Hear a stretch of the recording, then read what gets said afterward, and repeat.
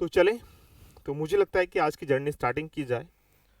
और आज हम फिजिकल पॉलिसी, जिसको राजकोषीय नीति कह सकते हैं, उसके बारे में हम लोग यहाँ पर बात करेंगे। तो स्टार्ट करते हैं नेक्स्ट एरिया, जिसे हम लोग बात करते हैं राजकोषीय नीति। देखिएगा, राजकोषीय नीति, फिजिकल पॉलिसी।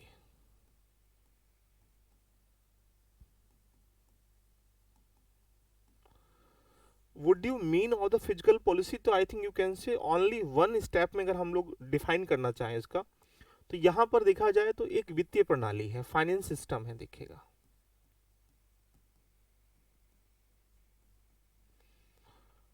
फाइनेंस सिस्टम यानी वित्तीय प्रणाली।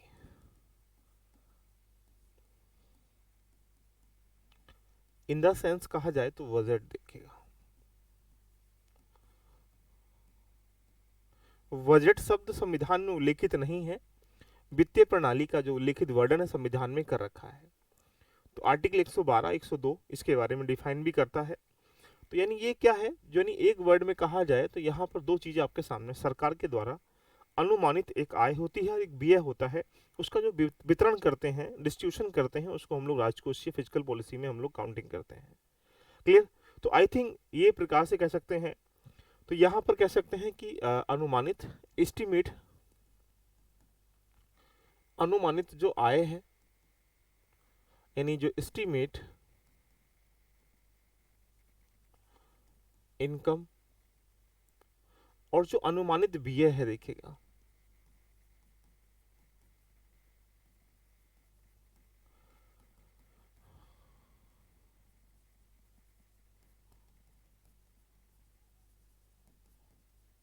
एक्सपेंडिचर, इन दोनों का हम लोग वितरण, डिस्ट्रीब्यूशन किस प्रकार से किस क्षेत्र में कर रहे हैं, उसको हम वित्तीय प्रणाली के नाम से जान सकते हैं।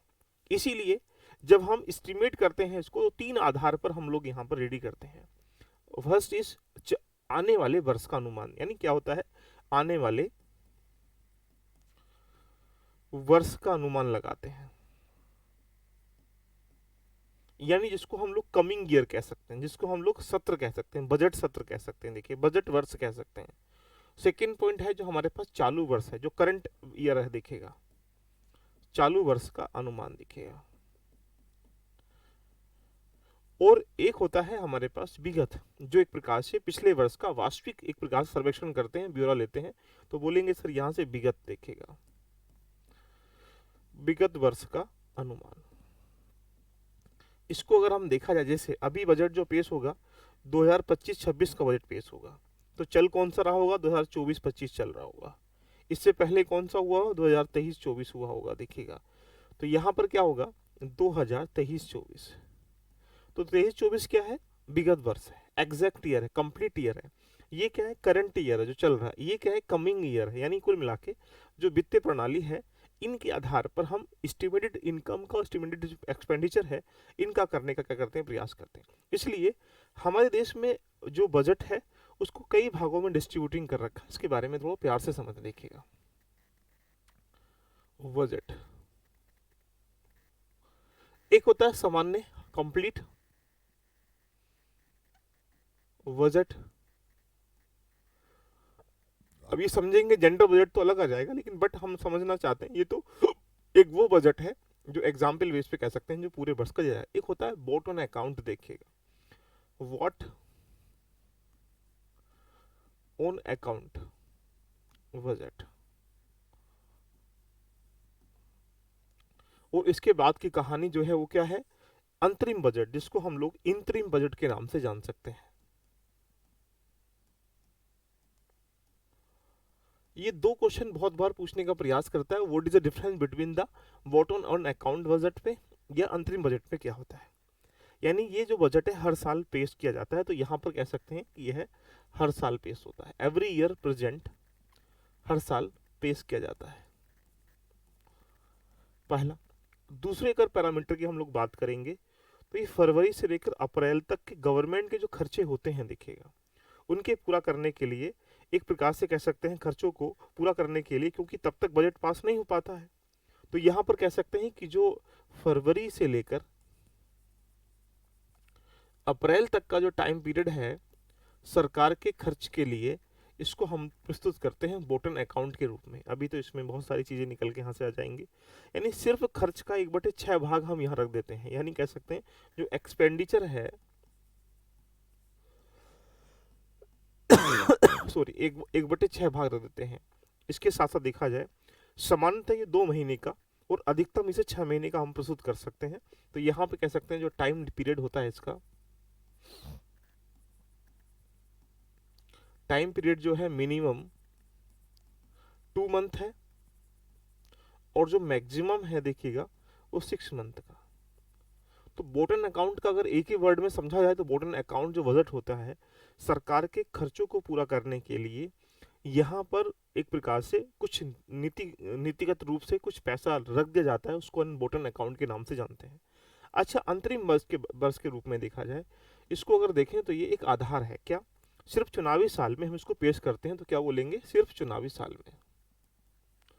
चुनावी साल में मान लीजिएगा मई में चुनाव होता है और चुनाव होगा मई में, बजट आ चुका है देखिएगा फरवरी में, तो अगर नई सरकार बनेगी तो फिर नई सरकार बनने के बाद नया बजट आएगा, वो अपने हिसाब से पेश करेंगे। तो उस फरवरी से लेकर मई तक के बीच में सरकार कैसे एक्सपेंडिचर करेगी उसके लिए जब हम प्रस्तुत करते हैं तो इस चुनावी साल में हम क्या करते हैं, अंतिम बजट प्रस्तुत करते हैं। कई बार क्वेश्चन पूछा गया देखिएगा। अच्छा, इसका मतलब क्या है, एक प्रकार से ऐसी घोषणाएं नहीं की जाएंगी जो चुनाव को प्रभावित ना हो देखिएगा। तो यहाँ पर एक पॉइंट निकल के आता है कि ऐसी घोषणा नहीं कर सकते जो चुनाव को प्रभावित करे या चुनाव को प्रलोभन में ले ले। प्रलोभन देखिएगा, प्रलोभन का मतलब एक प्रकार से कह सकते हैं कि उनको कहीं ना कहीं ये प्रोत्साहित करे कि वोट इसी सरकार को, इस पार्टी को देने का प्रयास करिएगा। यानी एक प्रकार से कह सकते हैं इसमें बाकी जितनी प्रक्रिया होती है सामान्य रूप से वही सेम होती है, प्रक्रिया सामान्य होती है जैसे कि बजट में पेश करते हैं। इस बजट को भी सिमिलर बजट की तरह पेश करते हैं, लेकिन ये बजट जो होता है एक प्रकार से कह सकते हैं बॉटम अकाउंट अंतिम बजट का ही भाग है। तो यानी जो बॉटम अकाउंट है इसी का पार्ट है, लेकिन इस पार्ट में क्या कर दिया, एक्सपेंडिचर डाल दिए।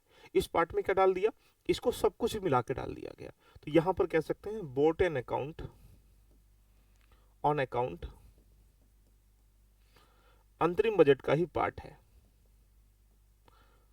और ये अंतरिम बजट का पार्ट का मतलब ये रहा कि ये सामान्य बजट है और ये इसी का एक्सपेंडिचर का पार्ट निकल के आ जाएगा। तो आपके दिमाग में 2 पॉइंट निकल के आ रहे होंगे कि एक बजट होता है बॉटम अकाउंट, ये गवर्नमेंट क्या करती है, खर्चों को रेगुलेट करने के लिए यहाँ पर बजट देने का प्रयास करती है देखिएगा। तो यहाँ तक मुझे लगता है 2 बातें समझ में आई होंगी, बॉटम अकाउंट क्या है, अंतरिम बजट क्या है, एंड कंप्लीट बजट तो सामान्य बजट वो अभी हम लोग पढ़ाएंगे, उसमें आपके सामने निकल के यहाँ से आ जाएगा। चलो, अब सरकार के पास क्या है, इनकम है और एक्सपेंडिचर है, इनका प्रबंधन किस माध्यम से करेंगे, इसको भी थोड़ा सा यहीं कंट्रोल करने का प्रयास करें। तो सरकार के आय एवं व्यय का प्रबंधन देखेगा। तो इनकम एंड एक्सपेंडिचर देखेगा।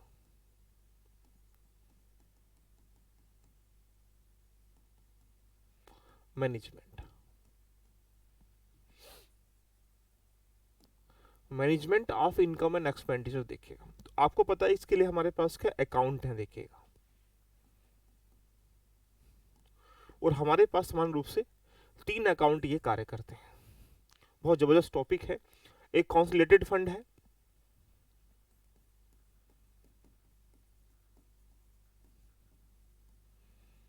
कॉन्सोलिडेटेड फंड है जिसको हम लोग यहां पर कहा जाए संचित निधि कहते हैं।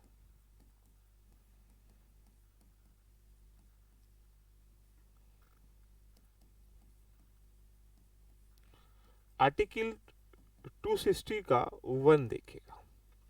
बोलेंगे सर यहाँ से क्या होता है, इसके बारे में भी थोड़ा सा जान लें जिससे कि आपके सामने कभी समस्या का सामना न करना पड़े। संपूर्ण राजस्व प्राप्तियां, यानी जो जहां से ऋण लिया गया है वो सारी इसमें होती हैं, जहां ऋण दिया गया वो भी सारी इसमें होती हैं। तो यहां पर कह सकते हैं संपूर्ण राजस्व प्राप्तियां, यानी कंप्लीट जो रिवेन्यू रिसीव्ड है देखिएगा, रिसीप्ट वो सारी इसमें होती हैं। जो ऋण लिया गया है और जहां पर ऋण दिया गया, तो यानी जो लोन है जहां पर दिया गया है और कहां से लिया गया है, यानी एक वर्ड में कहा जाए जो कॉन्सुलेटरी फंड होता है वो सरकार के पैसे का नियंत्रण करता है, यानी इसमें पैसा निकालने के लिए संसद विनियोग विधेयक के माध्यम से क्या करती है, अनुदान के माध्यम से पैसा निकालती है। और यहाँ पर संसद की अनुमति क्या है, अनिवार्य है। तो एक वर्ड निकल के आएगा कि यहाँ से जो पैसा निकालना है उसके लिए परमिशन किसकी जरूरी है, संसद की अनुमति। देखिएगा, अनुमति अनिवार्य है। हालांकि संसद भी उसी की होती है जिसकी मेजोरिटी होगी, इसलिए बिल पास हो ही जाता है। इसको विनियोग विधेयक विधेयक के माध्यम से पैसा निकालते हैं। इसी प्रकार राज्य में भी ये विधि होती है, राज्य में भी यही एक प्रकार से प्रक्रिया लागू होती है। अच्छा, सेकेंड पैरामीटर पर अगर हम लोग जाते हैं तो यहाँ पर सेकेंड जो है वो इसी का कॉन्सुलेटरी फंड का एक सेकेंड पार्ट जिसको हम लोग पब्लिक अकाउंट कहते हैं, आर्टिकल नंबर 262 में आ जाता है। देख लीजिए, तो क्या बोलेंगे इसको, पब्लिक अकाउंट, लोक लेखा खाता। देखिएगा, और ये जो होता है आर्टिकल 266 के 2 में इन्वॉल्व है। इसमें क्या होता है, जैसे आप विनिवेश इन्वेस्टमेंट फंड है, जितने भी यहां पर कह सकते हैं विनिवेश फंड है, यहां पर जितनी भी NDRF national disaster relief fund होते हैं, एनडीआरएफ देखिएगा, मनरेगा है,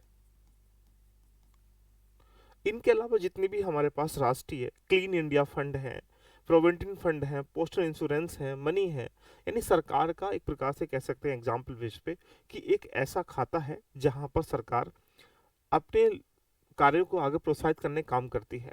तो यह धन सरकार की अनुमति के माध्यम से बैंक में जमा रहता है और बैंक में सरकार निकालने के लिए इसमें संसद की अनुमति अनिवार्य नहीं है। मान लीजिए मोदी जी जा रहे हैं कहीं पर कोई इनिशिएटिव करने के लिए, योजना स्टार्टिंग कर दी बेटी बचाओ बेटी पढ़ाओ, उसमें लगेंगे 10,000 करोड़ रुपए, तो उसके लिए पार्लियामेंट की रिक्वायरमेंट नहीं है, मोदी जी के पास वो ताकत है, उसको तो वो कहाँ से करेंगे, इस वाले अकाउंट से।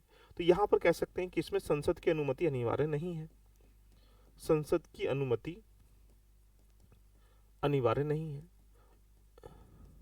अनिवार्य नहीं है। देखिए, तो यानी आपके सामने ये पैरामीटर सेट हो जाना चाहिए कि पब्लिक अकाउंट क्या है। पब्लिक अकाउंट सरकार का एक ऐसा अकाउंट है जहां पर सरकार अपनी स्वेच्छा के माध्यम से पैसा यहाँ पर एक प्रकार से कह सकते हैं रूप में जमा रहता है और वहीं से पैसा वो निकालती रहती है। इसी के माध्यम सारी इनिशिएटिव, ये सारी योजनाएं चलाने का प्रयास करती है। एंड थर्ड वन आप कह सकते हैं जो अकाउंट है सेकंड के बाद, वो होता है आकस्मिक निधि, जिसको कॉन्टिनेंसी फंड के नाम से जान सकते हैं। देखिएगा, हम लोग यहाँ पर कॉन्टिजेंसी फंड कह सकते हैं, जिसको आकस्मिक निधि कहते हैं।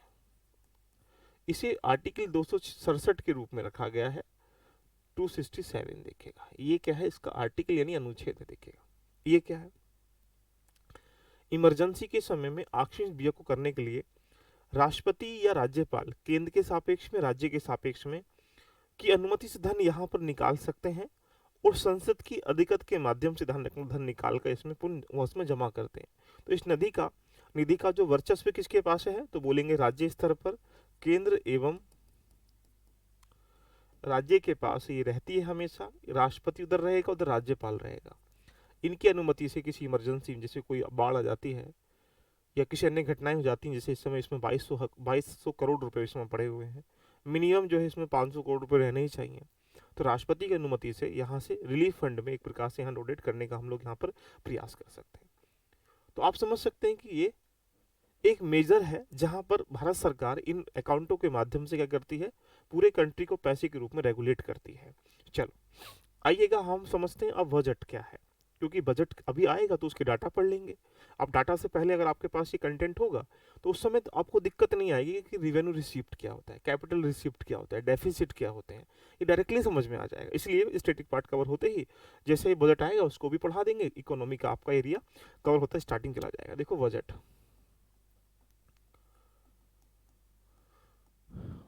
दो चीजों से मिलकर बना हुआ है, जैसा आप इसके बारे में जानते हैं। एक है हमारे पास दो प्रकार के बजट होते हैं, राजस्व बजट देखिएगा, रिवेन्यू रिसीप्ट, रिवेन्यू बजट देखिएगा, एंड सेकंड यू कैन से पूंजीगत बजट देखिएगा। Capital budget. अब देखो इनको बड़े प्यार से समझना, बहुत मजा मजा इसलिए आ जाएगा क्योंकि बताने का कष्ट कर रहा हूँ कि पूरी थीम आपको बन पाएंगे। राजस्व का अगर हम एक प्रकार से कहा जाए, राजस्व का मतलब ये समझो एक प्रकार से, जब कहीं से इनकम बार बार आए, ये कहीं से इनकम बार बार जाए, आपने ये मार्कर रेंट पे ले लिया तो इसका मतलब आपको हमेशा उसका किराया मिल रहा है, इसका मतलब आपको इनकम बार बार हो रही है। और यदि आपने इसका जो किराया दे रहा है उसके बार बार एक्सपेंडिचर हो रहा है, तो रिवेन्यू का मतलब होता है मल्टीपल टाइम्स। कैपिटल का मतलब जब आपने इस मार्कर को वन टाइम बेच दिया, इसका मतलब आपको एक बार पैसा मिला, एक बार उसका एक्सपेंडिचर हुआ, तो जब वन टाइम होता है उसको कैपिटल कहते हैं। समझो इसको दो भागों में बांटा गया है। जैसे अगर हम देखेंगे, एक हमारे पास क्या है, एग्जाम्पल बेस पे राजस्व प्राप्तियां हैं, राजस्व प्राप्तियां जिसको रिवेन्यू रिसीप्ट कहते हैं, रिवेन्यू रिसीप्ट कहते हैं। और दूसरा क्या है हमारे पास, राजस्व व्यय है जिसको हम लोग रिवेन्यू एक्सपेंडिचर कहते हैं, राइट, जिसको रिवेन्यू, पता है कंसेप्ट जब पूछेगा तो यहीं से घुमा लेगा। अब एक बात सोचो, मैं आपके सामने यहाँ कनेक्शन करता चलूंगा जिससे कि आपको समस्या का सामना करना पड़े। राजस्व प्राप्तियां वे सरकारी प्राप्तियां होती हैं जिनकी उत्पत्ति करने के लिए सरकार को ना तो अपने पास जो भी सार्वजनिक संपत्ति है वो बेचनी पड़ती है, और ना ही सार्वजनिक जो देता है यानी कह सकते सार्वजनिक जो इंफ्रास्ट्रक्चर है उसे बढ़ाना पड़ता है। जैसे इनकम जनरेट करने के लिए सरकार के पास क्या इनकम टैक्स लगा दिया, तो क्या इनकम टैक्स लगाने के लिए क्या उससे सरकार को कोई रोड बनानी पड़ी, क्या सरकार को कुछ अपनी संपत्ति बेचनी पड़ी? नहीं। तो रिवेन्यू रिसीव्ड वो होता है जहां सरकार को अपनी सरकारी संपत्तियां या जो देता है वो ना देनी पड़े, यानी एक प्रकार से ना तो उधार लेना पड़े और ना ही जमा करना पड़े। ऐसी कहानी को हम रिवेन्यू रिसीव्ड कहते हैं। आया दिमाग में? ऐसे ही जानेंगे तो यहाँ पर भी अगर आप देखेंगे तो ये दो ही प्रकार का होता है। जैसे यहाँ पर क्या होगा, कैपिटल रिसीव्ड होगा जिसको पूंजीगत प्राप्तियां कह सकते हैं, और ये कैपिटल एक्सपेंडिचर होगा, यानी यहां पर पूंजीगत व्यय कह सकते हैं। अब एक बात सोचो, अगर आप देखेंगे आपको इंफ्रास्ट्रक्चर कोई कंपनी खोलनी है तो क्या करना पड़ेगा, इन्वेस्टमेंट करना पड़ेगा। तो यहाँ पर क्या हुआ, कैपिटल रिसीप्ट का मतलब है कि जब सरकार को कुछ प्राप्त करने के लिए सार्वजनिक संपत्ति बेचनी पड़ती है या सार्वजनिक देना होता है, जैसे कोई ट्रांसपोर्ट चला रहे हैं, टैक्स लोगे ना, रोड टैक्स, इसका मतलब रोड बनानी पड़ेगी पहले, सरकार को कुछ अपना क्या करना पड़ेगा, करना पड़ेगा। तो जहां पर एक्सपेंडिचर मतलब वन टाइम ऐसा एक्सपेंडिचर हो रहा है जो सरकार को कहीं ना कहीं इन्वेस्टमेंट करके आपको आउटपुट निकल के आएगा। तो ये दोनों बातें समझने का प्रयास करें। जैसे अगर हम राजस्व प्राप्तियों की बात करें बच्चों, तो क्या है, जैसे कर से आय है, देखिएगा कर राजस्व आय होती है, यानी जो टैक्स से आय होती है, इसका मतलब वो क्या है, राजस्व प्राप्तियां। और डायरेक्ट होता है, इनडायरेक्ट होता है, देखिएगा। यहाँ पर गैर कर से भी आय होती है, जैसे कुछ लाभांश होता है, कुछ प्राप्तियां होते हैं, कुछ शुल्क होते हैं, कुछ जुर्माने होते हैं, कुछ आय ऐसी होती है कहीं ना कहीं एक प्रकार से प्रत्यक्ष रूप से सरकार को आय होती है। राजस्व व्यय का मतलब है जैसे आप किसी को ब्याज दे रहे हो, बार बार ब्याज दोगे ना, रक्षा के लिए काम कर रहे हो, रख रखाव के लिए कार्य कर रहे हो, या इसके अलावा जो वेतन दे रहे हो बार बार दे रहे हो, पेंशन बार बार दे रहे हो, यानी प्रशासनिक व्यय बार बार कर रहे हो, संसद का व्यय बार बार कर रहे हो, तो यानी ऐसा व्यय जो एक प्रकार से रक्षा का व्यय है, सुरक्षा का व्यय है, प्रशासनिक व्यय है, देखिएगा प्रशासनिक व्यय के अलावा वेतन है, देखिएगा पेंशन है, देखिए, है ना, ये जितनी भी चीजें एक्स्ट्रा करिकुलम में हो रही हैं ये क्या है, एक्सपेंडिचर है, किसका, बार बार का। लेकिन अब कैपिटल रिसिप्ट का मतलब आपने बाजार से क्या किया, ऋण एक बार लिया, इसका मतलब अब बार बार तो नहीं लोगे, तो ऋण एक बार लिया गया है, उसकी वसूली करना है, इन्वेस्टमेंट करना है, भविष्य निधि में इन्वेस्टमेंट करना है, ये क्या है, कैपिटल रिसिप्ट बन जाएगा। अगर आपने किसी को पैसा दिया है तो वो सब कुछ मिल रहा हो। पूंजीगत व्यय का मतलब आपने निवेश किया है, उस निवेश का आप ऋण भुगतान करोगे, जैसे इंडिया भी ऋण भुगतान करता है। तो एग्जाम्पल बेस पे आपके सामने दो पॉइंट समझ में आ रहे होंगे कि बजट का जो आधार है वो दो ही प्रकार का होता है, राजस्व और एक पूंजीगत। देखिएगा इसके भी दो पैरामीटर होते हैं, इसके भी दो पैरामीटर होते हैं। अब मैं यहीं से तुम्हारे सामने एक कंसेप्ट इसी में इंटरलिंक कर दूंगा जिसको हम लोग डेफिसिट कहते हैं। अब डेफिसिट को समझने के लिए इसको थोड़ा सा समझने का प्रयास करें, देखो जिससे कि आप जीवन में नहीं भूलेंगे। तो डेफिसिट का मतलब होता है घाटे। देखिएगा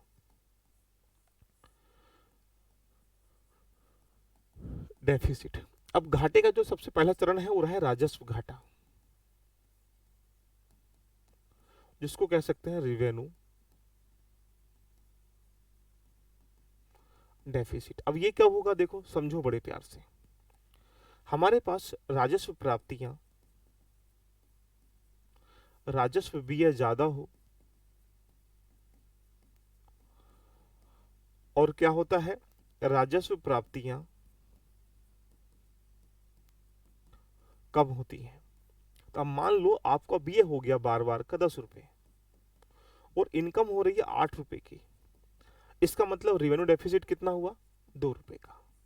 ये एक एग्जाम्पल बेस पे, इसको परसेंटेज में हम इवेलुएट करेंगे, बट अभी हम समझाने का प्रयास कर रहे हैं कि अभी रेवेन्यू डेफिसिट कैसे हुआ।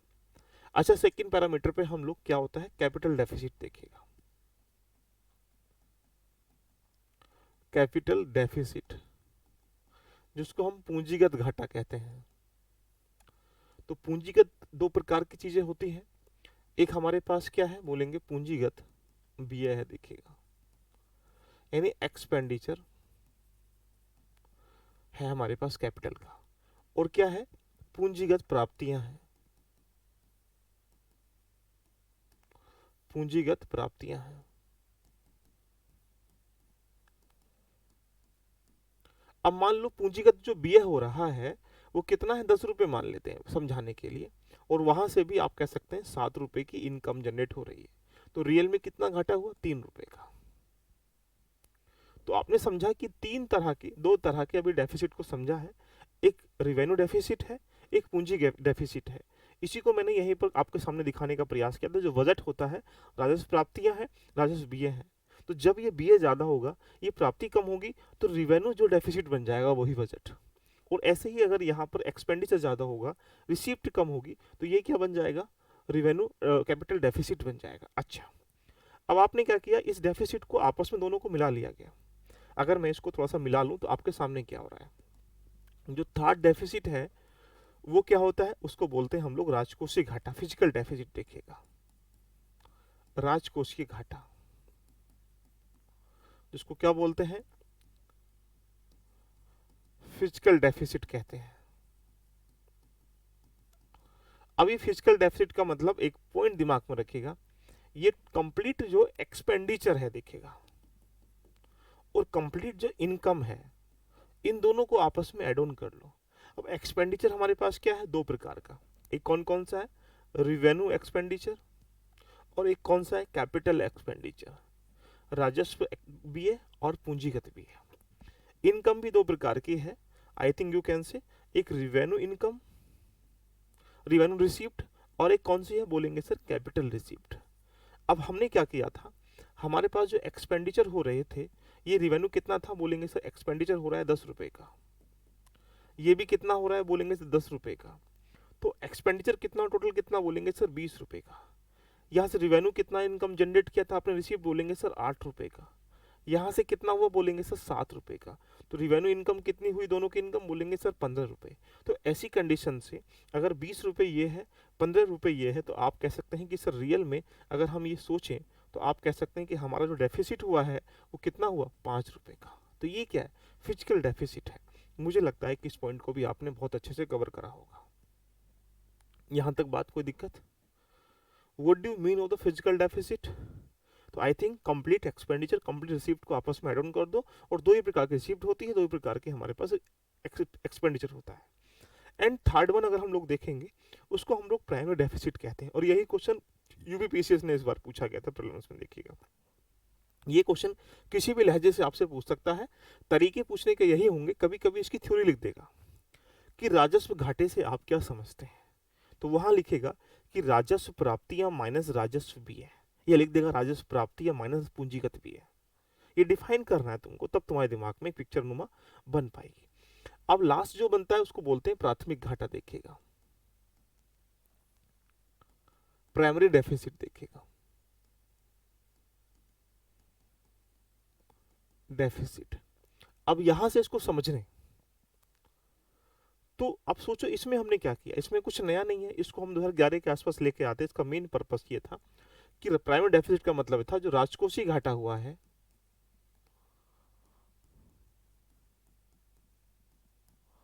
राजकोषीय घाटा हुआ है उसमें से लोन को घटा दीजिएगा, ब्याज भुगतान घटा दीजिएगा। एक वर्ड में कहा जाए ब्याज भुगतान, यानी जो राजकोषीय यानी फिजिकल डेफिसिट जो हुआ है कितना हुआ था, बोलेंगे सर 5 रुपए, इसमें से रियल में आपने 2 रुपए लोन दिए थे, तो रियल में कितना घाटा हुआ, 3 रुपए का। तो ऐसा कह सकते हैं अगर 5 रुपए तुम्हारा यहाँ पर राजकोषीय घाटा है, इसमें से 2 रुपए का आपने ब्याज दिया है, तो रियल कितना हुआ, बोलेंगे 3 रुपए। यही 3 रुपए क्या है, बोलेंगे सर फिजिकल प्राइमरी डेफिसिट है। तो यानी अंतर्राष्ट्रीय स्तर पर घाटे को मापने हेतु लोकप्रियता किसको मानी गई है, प्राथमिक घाटे को। यानी अगर आपको एक घर में 10 रुपए की हानि हुई, लेकिन उसमें से 2 रुपए तुमने वहां दे दिए जहां पर वो जाने ही थे, इसका मतलब रियल हानि कितने हुई, 8 रुपए की। तो यहाँ पर प्राइमरी डेफिसिट का मतलब ये रहा कि राजकोषीय घाटे में से जब इंटरेस्ट को हम लोग लेस कर देते हैं, तो जो बचता है उसको प्राइमरी डेफिसिट के नाम से जान सकते हैं। क्लियर? यहां तक कोई डाउट किसी को तो कमेंट करने का प्रयास करें। तो ये चीज़ें आपके सामने इस तरह से इंटरलिंक होनी चाहिए कि जब बजट आएगा तो आपको समझ में आना चाहिए कि इस बार का राजकोषीय घाटा कितना है, पूंजीगत घाटा कितना है ना, या प्राइमरी डेफिसिट कितना है, या राजकोषीय घाटा, ये जितने भी घाटे हैं अगर आप वो बोलेगा कि 2.3%, समझ जाओ ये चीज़ें। क्लियर है? चलो आगे चलते हैं। तो अब आता है सरकार के जो व्यय हैं, खर्च हैं, उनको कैसे हम लोगों ने डिस्ट्रीब्यूट कर रखा है। लिखेगा सरकार के खर्च एवं व्यय, दिखेगा खर्च यानी एक्सपेंडिचर, गवर्नमेंट एक्सपेंडिचर।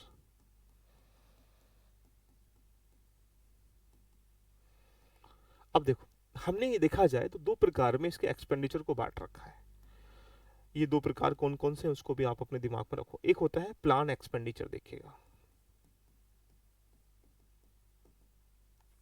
योजनागत व्यय, देखिएगा योजनागत व्यय।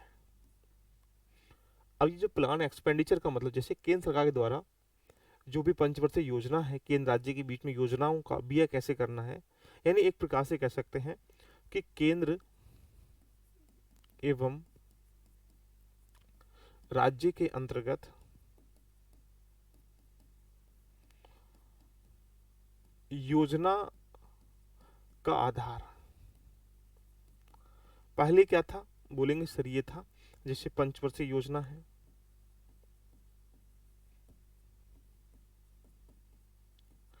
ये अन्य कोई प्लान है एजुकेशन को लेकर जो हमने फिक्स कर लिया कि इस बार जीडीपी इतना बढ़ाने के लिए एजुकेशन को इतना करना पड़ेगा।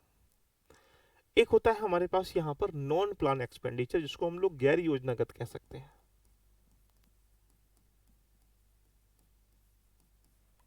गैर योजनागत, नॉन प्लान एक्सपेंडिचर। अब देखो ये क्या है, ये अगर सिमिलर वर्डों में अगर हम लोग देखेंगे तो आप इसको इस तरीके से कह सकते हैं कि जैसे आपके पास सब्सिडी देनी है, आपको रक्षा पर खर्च करना है, वेतन बढ़ाना है, पेंशन घटानी, जो भी काम करना है, यानी आप रक्षा पर खर्च करें, ब्याज का भुगतान करें, या जो सब्सिडी है देखिएगा कब देनी पड़ जाए, कब आपदा निकल के आए, वेतन कब घटाएं कब बढ़ाएं, या पेंशन वगैरह है, ये अन्य कोई आपदा है, डिजास्टर आपके सामने आ चुका है, ऐसे व्यय को हम लोग क्या बोलते हैं, नॉन प्लान कहते हैं। अब आपके सामने दिमाग में रखिएगा, हमेशा राजस्व व्यय पूंजीगत व्यय से ज्यादा होता है, जैसे हर बार होता है, इस बार भी है, देखिएगा रिवेन्यू एक्सपेंडिचर कैपिटल एक्सपेंडिचर हमेशा ज्यादा होता है। क्यों? क्योंकि बार बार का इनकम ज्यादा जनरेट कर नहीं पाते हैं और बार बार का व्यय ज्यादा कर पाते हैं। इसलिए जो गैर योजनागत व्यय है ये ज्यादा होता है सरकार का योजनागत व्यय से। क्यों? क्योंकि समस्याएं देश में ज्यादा हैं, गरीबी है, भुखमरी है। सरकार चुनाव करेगी तो 5 किलो गेहूं बांटना स्टार्टिंग करी थी, लेकिन प्लान तो नहीं था योजना में। इसलिए कह सकते हैं कि सी रंगराजन समिति के द्वारा ये सिफारिशें की गई कि सरकार का जो व्यय है उसका कुछ वर्गीकरण कर दिया जाए। यानी एग्जाम्पल बेस पे कह सकते हैं कि सी रंगराजन समिति के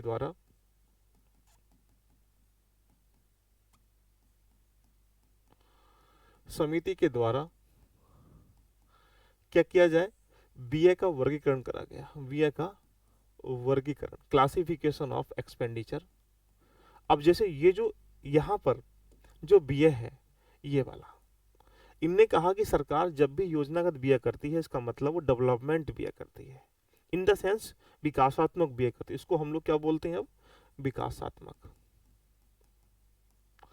व्यय। एक वर्ड में कहा जाए डेवलपमेंट एक्सपेंडिचर। जैसे अब इसको कन्वर्ट कर दिया, सरकार बांध बनाएगी, तो बांध बनाने से क्या होगा, इकोनॉमी आगे जनरेट की जाएगी। सरकार कारखाने बनाएगी, रेलवे बनाएगी, सड़क बनाएगी, ये क्या है, डेवलपमेंट एक्सपेंडिचर है। तो यहाँ पर जो बांध है देखिएगा, ये रेलवे का विकास कर रही है, या सड़क का विकास कर रही है, कारखानों का विकास कर रही है, या जो भी विकासात्मक गतिविधि है जो मानव पूंजी देखिएगा शिक्षा में भी कर रही है, ये सारा क्या है, डेवलपमेंट इन्वेस्टमेंट है। तो आज हम जो गैर योजनागत व्यय को डेवलपमेंट एक्सपेंडिचर यानी विकासात्मक व्यय कहते हैं। यही व्यय पहले क्या था, बोलेंगे सर योजनागत व्यय था। अच्छा अच्छा, गैर योजनागत व्यय को अगर देखा जाए तो हम लोग क्या बोलेंगे, गैर विकासात्मक व्यय कहते हैं। तो क्या बोलेंगे, गैर विकासात्मक व्यय यानी नॉन डेवलपमेंट एक्सपेंडिचर। जैसे आपके सामने इस पॉइंट को समझते हुए ये देख, जैसे आपके पास वेतन है, तो वेतन तो भाई डेवलपमेंट थोड़ी हो रहा है वेतन से, उनको उन लोगों को सिक्योरिटी दी जा रही है जिससे वो जीवन यापन कर सकें। अब जैसे पेंशन है देखिएगा, वो लोग क्या कर रहे हैं, ब्याज की अदायगी है देखिएगा। यानी इसके अलावा बाकी जितने भी आपके पास रक्षा पर व्यय हो रहा है, सुरक्षा पर व्यय हो रहा है, ये क्या है, ये वो व्यय है जो विकास में सहायक नहीं है, बट उन लोगों की हेल्प कर रहा है जो इस लायक सक्षम नहीं है। तो इस पर्पज से कह सकते हैं कि इसे गैर डेवलपमेंट नॉन डेवलपमेंट एक्सपेंडिचर कहते हैं, इसको डेवलपमेंट एक्सपेंडिचर कहते हैं। यानी कुल मिला के योजनागत खर्च को पहले कौन देखता था, बोलेंगे सर यहाँ से नीति आयोग देखता था, नीति आयोग इसकी प्लानिंग करता था। और अब कौन देता, बोलेंगे सर इसको पहले योजना आयोग देखता था और इसको नीति आयोग देखता है। तो यहाँ पर बहुत सारी चीजें आपके सामने निकल के यहाँ से आ जाएंगी कि भाई कुल मिला के कि योजनागत जो व्यय है उसको प्लानिंग कमीशन पहले कंट्रोल करता था, अब इसको कौन कंट्रोल करता है, बोलेंगे सर अब इसे एक प्रकार से कह सकते हैं कौन कंट्रोल करता है, नीति आयोग कंट्रोल करता है। अच्छा, थोड़ी देर पहले हमने डेफिसिट को पढ़ा था, इस डेफिसिट को पढ़ने के साथ हमने 2-3 पॉइंट थोड़ा सा स्किप किया। देखिएगा क्या, जो डेफिसिट होते हैं उसको पूरा कैसे करते हैं, इसको समझ लो, मेंस में कभी कभी यहाँ से आ जाएगा। देखिएगा तो डेफिसिट का मतलब, इसको डेफिसिट को पूरा करने का कारण क्या है, उपाय क्या है, तो डेफिसिट का पूरा कहाँ से करते हैं, कंप्लीट कहाँ से करते हैं भाई। दो, अगर मान लो आपके पास 10 रुपए खर्च हो गए, 8 रुपए आए, 2 रुपए कहीं से लाओगे, अपनी संपत्ति बेचोगे या ज्यादा कमाना स्टार्टिंग करोगे, है ना, या जो भी कुछ करोगे, तो इसका मतलब घाटों की पूर्ति कैसे करते हैं, है ना। तो पहला पॉइंट क्या है, सबसे पहला मेजर पॉइंट होगा, हम लोन लेते हैं। देखिएगा लोन हमारे पास लेने के दो तरीके हैं, एक इंटरनल है जो हमारे पास आरबीआई बैठी है, या एक्सटर्नल जो हमारे पास विदेशी संस्थाएं बैठी हुई हैं, वहां से पूर्ति करते हैं। इंडिया अधिकांश बाहर से पूर्ति करता है, यानी कोई ऐसा देश है जो हमारे पास विदेशी सहायता कर सकता है, वो वहां से भी हम पूर्ति करते हैं। विदेशी सहायता के माध्यम से भी हम घाटे की पूर्ति करते हैं। या यहाँ पर जो टैक्स सिस्टम है देखिएगा, टैक्स सिस्टम को इंक्रीज कर देते हैं कि जनता से पैसा ज़्यादा आ जाएगा जिससे घाटों की पूर्ति हो जाएगी, तो टैक्स सिस्टम को इंक्रीज करते हैं। देखिएगा इसके अलावा या हमारे पास जो गुड गवर्नेंस है, जो इस समय बैड गवर्नेंस चल रहा है, गवर्नेंस है देखिएगा, उसे कन्वर्ट कहाँ कर देते हैं, बोलेंगे सर गुड गवर्नेंस में। तो गुड गवर्नेंस का मतलब ये रहा कि सुशासन, जहां पर करप्शन हो रहा है, जहां पर सरकार लीकेज कर रही है पैसे को, उसको रोकथाम करके उस पैसे का यूटिलाइजेशन हम लोग वहां पर कर सकते हैं। इसके अलावा लास्ट जो पॉइंट बनता है, हम नई मुद्रा के माध्यम से बाजार में छाप कर भेजते हैं जिससे कि वो पूर्ति हो सके। तो नई मुद्रा छाप कर, प्रिंट कर कर बाजार में भेजते हैं। It is the major part of the deficit को कंप्लीट करने के ये हमारी अवधारणाएं हैं। देखिएगा तो पहली स्थिति में क्या होगे, एक प्रकार से कह सकते हैं न्यू मनी को जनरेट करते हैं।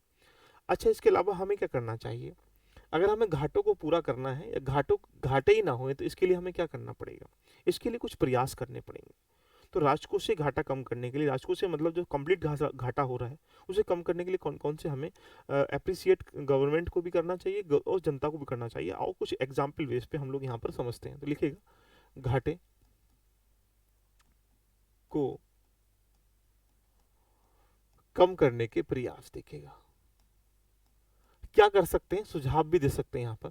पहला, कमेंट करो तो बहुत अच्छे लोग आप हो, तो कम करने के लिए बहुत सारे जितने इकोनॉमिस्ट हैं जो साइंस इकोनॉमी जानते हैं समझते हैं, ये कहा जा सकता है जिस देश में योजनाएं कम होंगी उस देश में करप्शन भी कम होगा, उस देश में लीकेज भी कम होगा, उस देश में ध्यान रखना प्लानिंग अच्छी तरीके से चलेगी। हमारे इंडिया में सोचो, अब आप देखो मोदी जी कहीं जाते हैं 10-15 योजना चला के आ जाते हैं, एक दिन में कहीं जा रहे हैं तो यानी एक महीने में 300-400 योजनाएं पूरी कंट्री में चल रही हैं।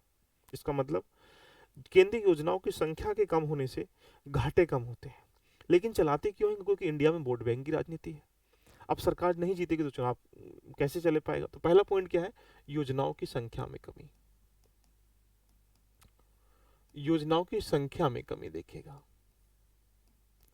तो जब तक केंद्र की योजनाएं, राज्य की योजनाएं कमी नहीं होंगी या उनमें उन योजनाओं में स्पष्टता नहीं होगी, तब तक हम इंडिया में डेफिसिट को नहीं रोक सकते देखेगा। ऊपर से जो हमारे पास पेट्रोल है, डीजल है, वो मुफ्त नियंत्रण मुक्त है। उसका मतलब बाजार के ऊपर चल रहा है, वो डंपिंग मारता है, अप डाउन मारता है। तो जो भी पेट्रोल डीजल मूल्य नियंत्रण मुक्त होना चाहिए। आज मार्केट में रेट अगर पेट्रोल के 10 रुपए हैं, आप उसको 50 रुपए में बेच रहे हो, क्यों? कल को बढ़ सकते हैं तो सरकार करेगी उसको, लेकिन तो 10 रुपए होने चाहिए ना पेट्रोल के रेट। तो यहां पर कह सकते हैं कि दूसरा कारण क्या है? पेट्रोल डीजल का नियंत्रण की समस्या। क्योंकि सबसे अधिक जो भारत जो आयात करता है वो कच्चा तेल आयात करता है, दिमाग में रखिएगा। और कच्चा तेल ही जब उस पर नियंत्रण में नहीं होगा, कंट्रोल है लेकिन उसको मुक्त करना पड़ेगा, इसका मतलब बाजार अप डाउन चलेगा। ऊपर से कच्चा तेल क्या होगा? सस्ता हुआ है, तो फिर हमें क्या करना पड़ेगा? उसके पैसे से या उस आधार पर देखा जाए जितने भी अंतर्राष्ट्रीय मूल्य में क्या होगी? कमी निकल के यहाँ से आ जाएगी। यानी कुल मिला के हम कह सकते हैं कि जो अंतर्राष्ट्रीय मूल्य में जो कमी आने, सरकार की सब्सिडी की जो राशि होती है वो कम हो जाती है।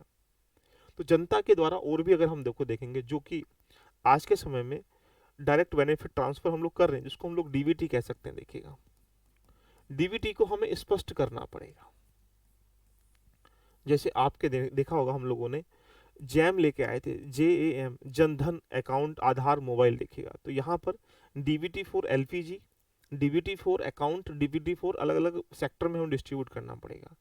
तो एनर्जी इनोवेशन के साथ साथ जो भी गतिविधि हैं, देखिएगा जैसे यहाँ एग्जाम्पल बेस पे JAM देखिएगा तो जनधन जोड़ दिया गया, आधार को जोड़ दिया गया और उसमें मोबाइल भी कनेक्ट कर दिया गया। तो ऐसे क्या हुआ? एक व्यक्ति का एक्यूरेट चीजें हमारे सामने निकल के आती हैं।